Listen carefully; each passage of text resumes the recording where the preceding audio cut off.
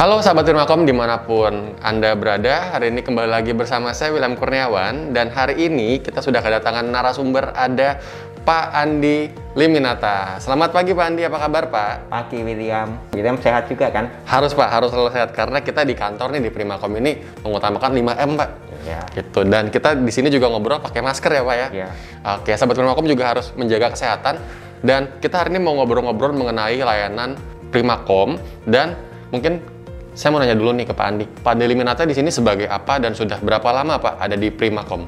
Ya, saya di Primakom sendiri, saya bergabung di Primakom sejak tahun 96, dan saat ini saya dipercaya sebagai Product Development Manager, di mana tanggung jawab saya adalah merencanakan dan mengembangkan layanan-layanan Primakom. Kalau Primakom sendiri sudah berdiri sejak tahun 91, jadi jauh sebelum saya bergabung, di mana awalnya Primakom mulai dengan layanan komunikasi satelit atau yang disebut VSAT, dan dengan perkembangan teknologi dan kebutuhan pelanggan, sekarang ini Primakom sudah berkembang mengembangkan 3 layanan utama lainnya, yaitu layanan komunikasi terestrial, yaitu seperti Metro dan MPLS, layanan internet atau yang biasa kita kenal sebagai ISP, dan layanan data center. Oke Pak, nah kalau kita ngomongin Primakom, kan Primakom itu identik sama bisnis jaringan komunikasi. Nah, kalau Pak Andi sendiri ini ngelihat 10 tahun terakhir perkembangan bisnis gimana sih Pak? Karena sekarang kan semua bisnis butuh internet. Ya. Nah, kalau dari Pak Andi gimana Pak? Ya, kalau 10-20 tahun terakhir ini kita lihat ya William ya, perkembangan internet luar biasa banget. Apapun yang kita itu bisa dilakukan di internet, mulai dari belanja online, pesan ojek online, nonton online, sama transaksi online, semuanya bisa. Dan ini membawa konsekuensi bahwa ketergantungan kita di internet itu semakin tinggi. Oke, cuma sekali klik ya Pak ya di handphone ya Pak? Ya. Nah Pak, tapi kan problemnya adalah nggak semua kota di Indonesia bisa menikmati gitu Pak. Biasa kemajuan teknologi itu dan internet terjadi di kota-kota besar Pak, yang punya akses gitu, yang pakai fiber optik. Nah, gimana sih Pak untuk kota-kota yang tidak bisa dijangkau oleh fiber optik dan ada di remote area? Mungkin Primakom punya solusinya Pak? Ya, kami memahami kendala inilah, sebab karena Indonesia negara kepulauan, tentu banyak daerah yang belum terjangkau oleh komunikasi darat. Primakom ada solusinya, yaitu yang kita sebut sebagai PrimaSmart. PrimaSmart ini adalah layanan internet berbasis satelit yang menggunakan teknologi broadband. Jadi dengan teknologi broadband ini yang berkecepatan tinggi, user itu bisa mendownload secara cepat, bahkan bisa menonton video streaming juga. Dan selain itu, mungkin yang perlu saya highlight adalah kemampuannya dari PrimaSmart ini melakukan bandwidth sharing.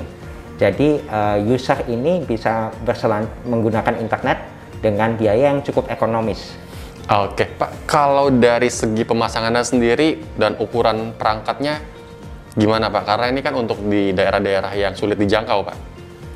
Untuk ukurannya sih cukup tidak terlalu besar. Jadi rata-rata kami bisa melakukan pemasangan ini kurang dari 1 minggu sampai user ini bisa menikmati layanan PrimaSmart. Oke Pak, selain internet nih, bidang apa Pak yang cocok menggunakan layanan PrimaSmart? Ya, selain internet, salah satu sektor yang cukup dominan pengguna dari PrimaSmart ini adalah sektor perbankan. Sini kita lihat khususnya di ATM ya. Jadi sampai saat ini pun dari kami PrimaSmart ini sudah digunakan di ratusan titik ATM. Selain itu juga bisa digunakan untuk komunikasi dari kantor cabang, ya terutama kantor cabang daerah terpencil ke kantor pusat. Oke, nah Pak, tadi kan kalau PrimaSmart itu menggunakan bandwidth sharing ya Pak ya. Kalau ada customer yang menginginkan menggunakan dedicated bandwidth, Primakom punya solusinya nggak Pak? Ya kita berusaha selalu memenuhi apa yang dibutuhkan pelanggan ya. Jadi untuk yang membutuhkan bandwidth yang dedicated, kita punya layanan yang kita sebut PrimaLink. Jadi persamaannya PrimaLink sama PrimaSmart ini adalah memang dua-duanya berbasis teknologi satelit. Perbedaannya tadi yang William sebutkan ya, bahwa kalau PrimaSmart itu kan bandwidth sharing, sementara PrimaLink adalah dedicated, sehingga user bisa menikmati layanan yang eksklusif. Oke, selain fitur tadi Pak dedicated, ada nggak fitur plus-plus lagi Pak? Siapa tahu nih ada nih fiturnya Pak, apa Pak? Ya, benar William. Jadi masih ada fitur plus fiturnya dari PrimaLink ini.